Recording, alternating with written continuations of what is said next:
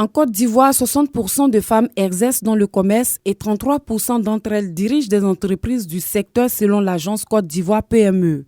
De ce fait, ONU Femmes s'engage à les accompagner en facilitant leur accès au marché international à travers une meilleure compréhension du fonctionnement de la ZLECAf. C'est de prendre des décisions concrètes pour faire en sorte que les femmes puissent disposer du marché, être capables de saisir ces marchés. Ça veut dire dans la qualité, dans la quantité, dans le financement et dans l'accès au marché. Et aussi un marché qui est libre de violence. L'un des défis à relever, c'est celui de l'accès à l'information et à la formation. Et aujourd'hui, nous sommes venus nous informer et nous former afin de pouvoir prendre une part active à ce grand marché que représente la ZLECAf.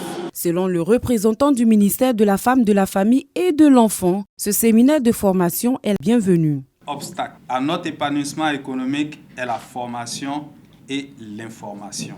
Cela est possible parce que le taux d'analphabétisme pour les femmes, qui est de 47%, constitue un frein en Côte d'Ivoire et sur notre continent.